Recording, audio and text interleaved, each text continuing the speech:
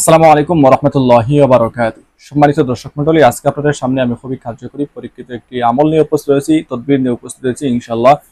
এই তদবির যদি আপনারা করেন তাহলে আর আপনাদের হুজুরদের কাছ থেকে বড় অঙ্কের টাকা খরচ করে দোকানের জন্য কোনো কিছু আনতে হবে না। আর যে হুজুর আপনার দোকানে কোনো তাবিজ দেয় বড় অঙ্কের টাকা নিয়ে, সাধারণ একটা তাবিজ জাফরান খালি দিয়ে লিখলে সর্বোচ্চ 3 থেকে 400 টাকা মনে করলাম, আপনার কাছ থেকে তারা কিছু দিয়ে পারিশ্রমিক সহ 500 টাকা ধরলাম, এর উপরে যদি কেউ নেয় তাহলে এটা জুলুম হবে, অবশ্যই জুলুম হবে। আর আল্লাহ তাআলা কোনো জালিমকে পছন্দ করেন না। ঠিক আছে? তো এর উপর যদি কেউ নেয় আর আপনার নিজ খুশি হয় যদি 10 লক্ষ টাকা দিয়ে দেন, সেটা আপনার পার্সোনাল ব্যক্তিগত ব্যাপার। আর সে যদি আপনাকে চার্জ করে যে এত টাকা না দিলে তাবিজ দেব না, তাহলে সে জালিম। আর সে যত বড়ই হুজুর হোক, যদি কেউ জালিম হয়, কোনো হুজুর প্রকৃতপক্ষের কোনো হুজুর এরকম করবে না। ঠিক আছে? হয়তো লেবাসদারি হুজুর হতে পারে, সেরকম করবে। তো তার কাছ থেকে আপনি এরকম তাবিজ আনবেন না, আপনার ব্যবসা 12টা বাজবে। ঠিক আছে?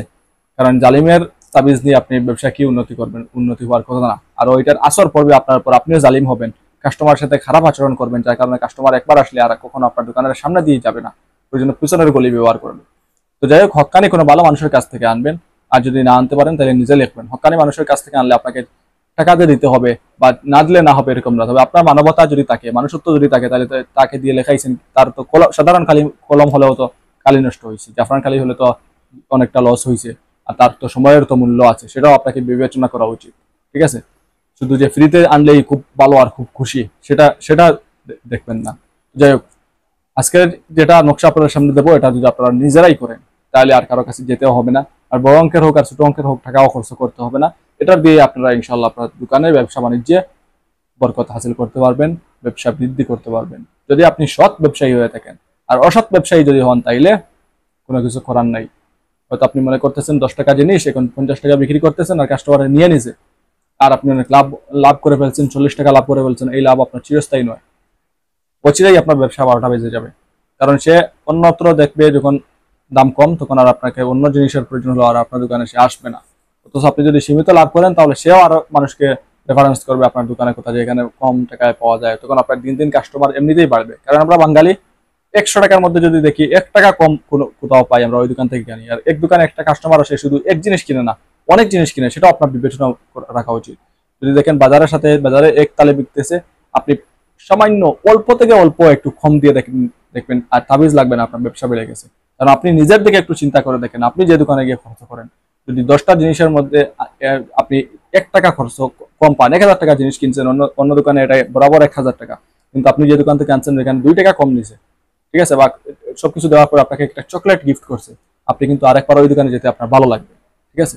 তো এটার মানে আবার এটা নয় যে ওইরকম দোকানে যাবেন আর দোকানে গিয়ে সম্পর্ক স্থাপন হলো, পরবর্তীতে 20,000 টাকা বাকি, আর পরে দোকানে গেলেন না, ওইরকম চেষ্টা কাস্টমার থেকে দূরে থাকবেন। ঠিক আছে? তো যাই হোক, আজকের আমলটি যদি আপনারা করেন, অর্থাৎ এই তদবিরটি যদি করেন, আর আপনি সৎভাবে ব্যবসা বাণিজ্য করেন, তাহলে ইনশাল্লাহ আল্লাহ তাআলা আপনাকে আপনার ব্যবসার মধ্যে বারাকাত দান করবেন। এমনকি আপনার কাস্টমারের আর অভাব থাকবে না, ইনশাল্লাহ অধিক কাস্টমার আপনি পাবেন। তো যে নকশাটা আপনারা স্ক্রিনের মধ্যে দেখবেন, এই নকশাটা আপনারা কম্পিউটার থেকে প্রিন্ট করে আনবেন। যদি আপনারা নিজেরা লিখতে পারেন, যেহেতু এখানে একটি আরবি আয়াত রয়েছে, ওই আয়াতের নকশাই হচ্ছে এটা। আপনারা যদি নিজেরা লিখতে পারেন তাহলে লিখলেন, আর নিজেরা যদি লিখতে না পারেন, কম্পিউটারের দোকান থেকে আপনারা সুন্দর করে প্রিন্ট করে আনবেন এবং কি এটা লেমিনেটিং করবেন। আর নিজেরা লিখে যদি আপনারা ওই যে প্যাকেজে চিনি প্যাকিং করা হয়, বা ওই যে সাধারণ প্যাকিং করা হয় আপনাদের দোকানে, তো এরকম থাকবে ডাল, মসুরি ডাল, চানা ডাল, যেরকম প্যাকেটে ঢুকানো হয় ওইরকম প্যাকেটে ঢুকিয়ে, এটা আর কি একদম গরিবই সুরত বলতেছে, আপনার খরচ ছাড়া এটা করলে এরকম না হয়। আপনি নিজে লিখে যদি লিমিটিং করেন 10-20-30 টাকা যাবে, বা 10-20 টাকা যাবে, লিমিটিং করতে পারেন। তো লিমিটিং ছাড়া আপনার কোনো পলিথিনের ভিতরে ঢুকাইয়া ওইটা ওয়ালের মধ্যে লটকিয়ে দিবেন। ঠিক আছে? দোকানের মধ্যে ওয়ালের মধ্যে লটকিয়ে দিবেন, যেরকম সচরাচর মানুষের ই থেকে। তো এটা আপনি দিবেন দরজার ওয়ালে, যে দিক দিয়ে আপনি প্রবেশ করেন, দরজা যে দিক থেকে কাস্টমার আসে, কাস্টমার ভিতরে ঢুকুক বা না ঢুকুক, দরজা রয়েছে দোকানের মেইন দরজা যেটা, ওই দরজার ভিতর সাইডে উপরে লাগিয়ে দিবেন। ঠিক আছে? পেরেক মেরে হোক আর আপনি রশি দিয়ে লটকিয়ে হোক, যেভাবে হোক, কোনো সমস্যা নেই, দিয়ে দিবেন। এতে করেই দেখবেন আপনার ব্যবসায় উন্নতি বৃদ্ধি হবে। সার সংক্ষেপ যে কথা, সেটা হচ্ছে দোকানে ব্যবসা আয় উন্নতির জন্য, কাস্টমার বেশি পাওয়ার জন্য যেটা করবেন, একটা নকশা আপনারা স্ক্রিনে দেখবেন, ওই নকশাটা নিজেরা লিখতে পারলে তো লিখলেন, নজর সহকারে নিজেরা লিখবেন।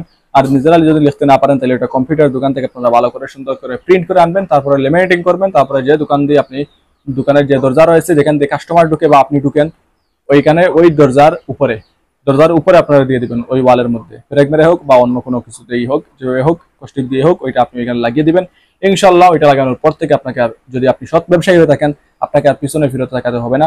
উপযুক্ত দোকান হলে ইনশাআল্লাহ আপনার দোকান থেকে অবশ্যই কাস্টমাররা অনেক কিছু কিনবে। আপনি সৎ ব্যবসায়ীর মতো সৎ আচরণ করবেন, জালিম হবেন না, জুলুম করবেন না কাস্টমারের প্রতি, ইনশাআল্লাহ অত্যন্ত সৎ ব্যবহার করবেন, তাহলে অত্যন্ত ভালো ভালো কাস্টমার পাবেন। ঠিক আছে, তো যাই হোক আজকে ভিডিও পর্যন্ত। আশা করি ভিডিওটি আপনাদের অত্যন্ত উপকারে আসবে। পরবর্তী ভিডিও দেখার আমন্ত্রণ জানিয়ে বিদায় নিলাম। সবাই ভালো থাকুন, সুস্থ থাকুন। আসসালামু আলাইকুম ওয়া রাহমাতুল্লাহি ওয়া বারাকাতুহু।